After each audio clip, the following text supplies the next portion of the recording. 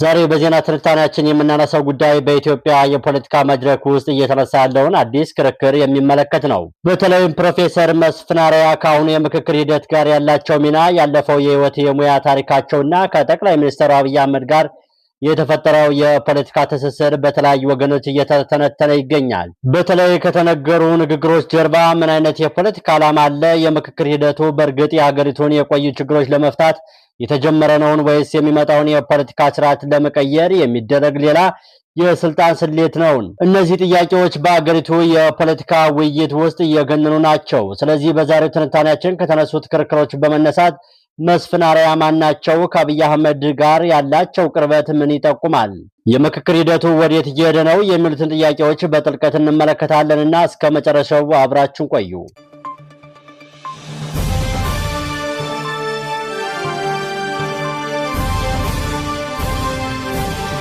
የምክክር ኮሚሽኑ ውጤት አስቀድሞ ተወስኗልን? አንድ የስፖርት ውድድር ውጤቱ አስቀድሞ እንዲታወቅ ተመልካቹም ውጤቱ ምን እንደሚሆን እያወቀ ወደ ስታዲየም ገብቶ ውድድሩን ቢከታተል ከውድድሩ የሚገኘው ደስታ ይቀራል። ተመሳሳይ ነገር መጨረሻውን አስቀድሞ የሚያውቅ ሰው ሙሉ ፊልም ለመመልከት ሰዓታትን ቢያሳልፍም የመጠበቅና የመገመት ስሜት ይጠፋል። በአዲስ አበባ ላለፉት ሳምንታት በምክክር ኮሚሽኑ ስም እየተካሄደ ያለው ሂደትም ይህንን ጥያቄ እያስነሳ ነው።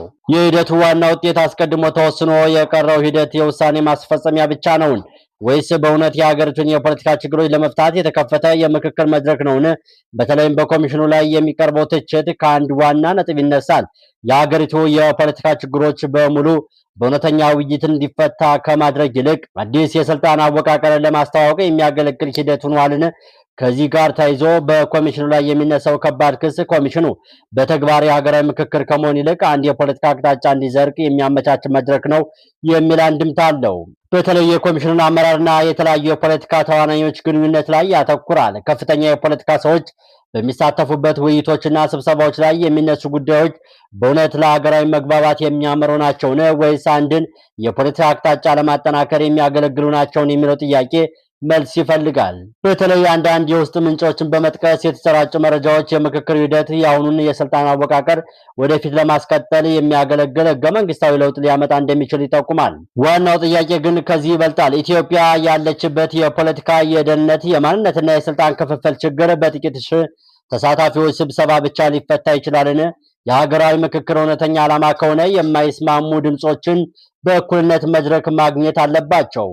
የመንግስትን አቋም የሚቃወሙ ፖለቲከኞች፣ ምሁራን፣ ማህበራዊ ቡድኖችና የተለያዩ ማህበረሰቦች በኩል እድል ሀሳባቸውን ማቅረብ ካልቻሉ ምክክር የሚለው ቃል ብቻውን የሂደቱን ሀገራዊነት ሊያረጋግጥ አይችልም። በሌላ በኩል ደግሞ ኮሚሽኑ በእውነት የሚያመጣውን ለውጥ የሚመዝነው በተሳታፊዎቹ ብዛት ወይም በተደረጉ ስብሰባዎች ብዛት ሳይሆን ከሂደቱ በኋላ በሚመጡ ተጨባጭ ውሳኔዎች ነው። ስለዚህ ዛሬ የሚጠየቀው ምክክሩ ተካሄደ ወይ የሚለው ብቻ አይደለም። ማን ተሳተፈ? ማን ተገለለ? የተነሱት ሀሳቦችስ እንዴት ተመዘኑ? ውሳኔው ማንን ይጠቅማል? እና በመጨረሻም ለኢትዮጵያ የሚመጣው የፖለቲካ ለውጥ ምንድነው? የሚሉትን ጥያቄዎች ናቸው። የምክክር ሂደቱ እውነተኛ የሀገራዊ መግባባት መሰረት ከሆነ ውጤቱ ለሁሉም ዜጋ ግልጽ መሆን አለበት። ከሂደቱ በፊት የተወሰነ ውጤት እንዳለ የሚያሳይ ጥርጣሬ ካለ ያንን ጥርጣሬ ማስወገድ የኮሚሽኑም ሆነ የመንግስት ኃላፊነት ሆኖ ሳለ የሀገር ህገ መንግስትና የስልጣን አወቃቀር ጉዳይ የአንድ ግለሰብ፣ የአንድ ፓርቲ ወይም የአንድ ቡድን ፍላጎት ሊሆን ይገባል በሚል ኮሚሽኑም ሆነ መንግስት ቀድመው ወስነው የምክክር ተሳታፊዎችን እያወዛገቡ ይገኛሉ። የሚወሰነው ለትውልድ የሚተርፍ የሀገር ስርዓት ስለሆነ ሂደቱም ውጤቱም ግልጽ፣ አካታችና ተጠያቂነት ያለው መሆን ይገባዋል። ያለዚያ ግን የምክክሩ ስም ተሰጥቶት ውጤቱ አስቀድሞ የተወሰነ ሂደት ከሆነ የሚቀረው ምክክር ሳይሆን የተወሰነውን ውሳኔ ለማስፈጸም የሚደረግ ሂደት ብቻ ይሆናል እና ይህ ነው ዛሬ በኢትዮጵያ ፖለቲካ ውስጥ መልስ የሚፈልገው ትልቁ ጥያቄ። ነገር ግን ይህ ጥያቄ ወደ ጎን ትተው ኦሮሞ ለመቶ ዓመታት ኢትዮጵያን እንዲመራ የሚያስችል ህገ መንግስት እየተዘጋጀ ነው። ይህንን ህገ መንግስት እያዘጋጀ ያለው መስፍን አርአያ የተባለ ታዋቂ አማራ ነው የሚል ንግግር መነሻ ሆኖ በፖለቲካ ውስጥ ከፍተኛ ጥያቄ እያስነሳ ይገኛል። እዚህ ላይ ዋናው ጥያቄው ኦሮሞ ለምን ያህል ዘመን ኢትዮጵያን መምራት እንዳለበት ሳይሆን የሀገሪቱን የስልጣን ስርዓት በህገ መንግስት ላይ በሚመሰረትበት ጊዜ የማንም ፍላጎት እንደሚያስቀድም ነው። እንደ ህገ መንግስት ለአንድ ብሔር የተለየ የስልጣን እድል ለመስጠት ከተዘጋጀ ይህ የሀገራዊ መግባባት ሰነድ ሊሆን ይችላልን? ወይስ የአንድ የፖለቲካ ቡድን ራዕይን በህግ ለማስቀመጥ የሚደረግ ሙከራ ይሆናልን? የሚለው ጥያቄ በግልጽ መመለስ ይገባዋል። በተለይ የመስፍን አርአያ ስም በዚህ ጉዳይ ውስጥ መነሳቱ ተጨማሪ የፖለቲካ ጥያቄ ይፈጥራል። እርሳቸው በምክክር ኮሚሽኑ ውስጥ የሰጣቸው ሚና በእውነት የሀገራዊ መግባባትን ማስፋፋት ነውን? ወይስ ቀድሞ የተወሰነ የፖለቲካ ራዕይን ወደ ህጋዊ ሰነድ ለመቀየር የሰጣቸው ልዩ ተልዕኮ አለ? እነዚህ ጥያቄዎች በምክክሩ ዙሪያ ከሚታዩ የፖለቲካ ክርክሮች የሚመነጩ ናቸው። ሆኖም አንድ ነገር ግልጽ ነው። የሀገሪቱን ህገ መንግስት መለወጥ ወይም ማሻሻል የአንድ ኮሚሽን ወይም የአንድ ግለሰብ ውሳኔ ብቻ ሊሆን አይችልም።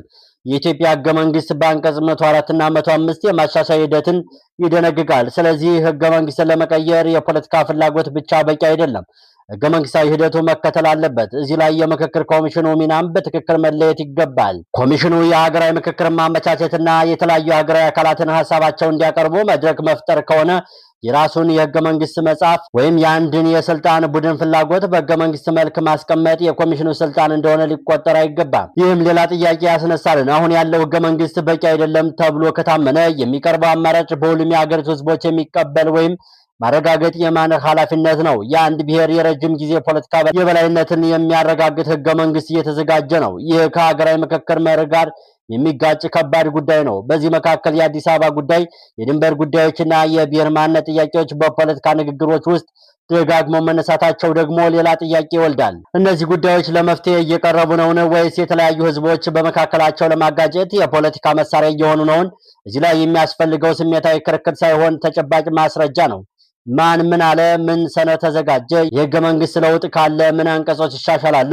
ሂደቱስ በህገ መንግስቱ የተቀመጠውን መስፈርትም ያሟላልን? እነዚህ ጥያቄዎች መልስ ሳያገኙ የምክክር ኮሚሽኑን በአንድ በኩል የሀገር መፍትሄ መድረክ ወይም በሌላ በኩል ለተወሰነ ስልጣን ማራዘሚያ መሳሪያ ብሎ መፈረጅ ቀድሞ የተወሰነ የፖለቲካ አቋም ሊሆን ይችላል። የሀገራዊ ምክክር ትልቁ ፈተናም ይህ ነው። ሁሉም ወገኖች የሚቀበሉት የማይስማሙበትም ሀሳብ በነጻነት የሚያቀርቡበት የስልጣን ጥያቄ ከብሔር የበላይነት ጥያቄ የሚለይና በህጋዊ ሂደት የሚመራ ምክክር ካልሆነ ውጤቱ ሌላ የፖለቲካ ግጭት ምንጭ ሊሆን ይችላል። የህገ መንግስት ጉዳይ የአንድ ግለሰብ የፖለቲካ ምኞትን ለማሳካት የሚዘጋጅ ሰነድ ሳይሆን የሁሉም ዜጎች መብት፣ እኩልነትና የስልጣን ሽግግር የሚያረጋግጥ የሀገር መሰረታዊ ስምምነት መሆን አለበት። ስለዚህ ዛሬ የሚጠየቀው ማን ህገ መንግስት እየጻፈ ያለው ማን ነው? ለማን እየተጻፈ ነው? የማንን መብት ያስጠብቃል?